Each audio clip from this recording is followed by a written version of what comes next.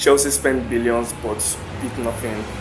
And in this video, I'm talking about the recruitment of Chelsea over the past, I'll say, 3 to 4 years since they took over as Chelsea owners.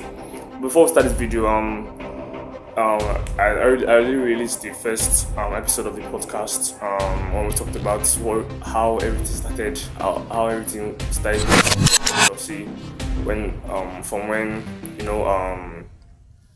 our former owner Roman Abramovich lost the club due to the little problem with the Russian Ukraine invasion. Make sure to check the video right here. Make sure to check it out. So now going straight to the video. As I said earlier, Chelsea spent billions, but we didn't build anything substantial. After all the billions that was spent, imagine we have Malagusto. Sorry, not Malagusto. Malagusto is okay.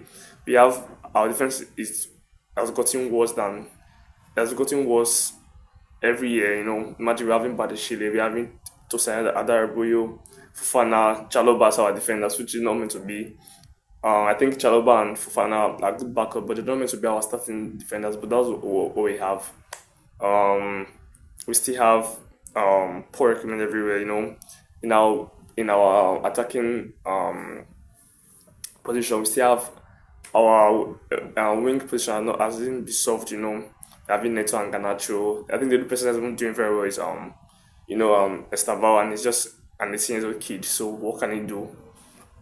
We just have Kopa in the matter position. If Kopa is not playing well, we don't have another person to replace him. So I think the only place that our recruitment has been very, very good is our midfield, which midfield doesn't really win new games like that, you understand? So we're talking about that and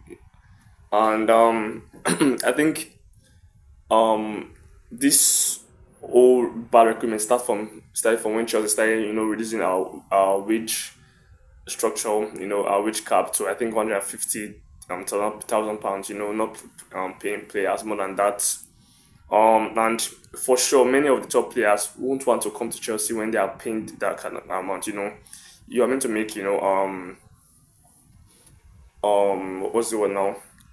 You're meant to give players what they want. I think what they want. It's not you can pay Kupama and Pedro Neto the same salary, because of what they have done for Chelsea. So I think big players come with big salary. It's always like that. You can't tell me that for a player like Victor Osimhen comes to Chelsea now and you're going to pay him the same amount they're playing with other Chelsea players. Never. You have to pay him more because big players comes with big wages. That's the way it is. And also, we also talk about age structure. The age structure too.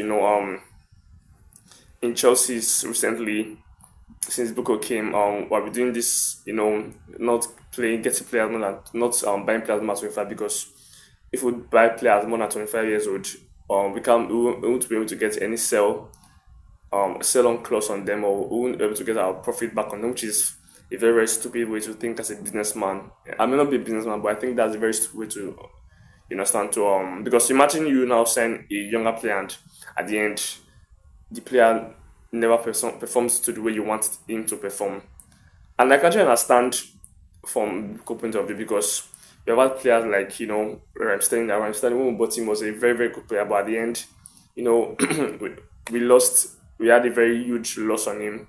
I can understand that, but they're always going to be exceptions. But I think it's better you go for the more experienced player, because they're going to help you a lot. Right now, this is why Chelsea is suffering now, because of we lack experience in our team. You understand? We lack experience. So I think that's one the two major things I see. That's why recruitment is long. And I think I don't think these owners are ready to change anytime soon.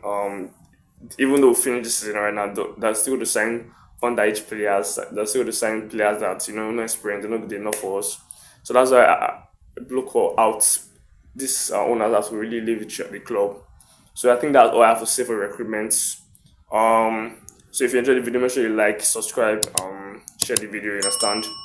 And also you can, as I said earlier, check out the first episode here.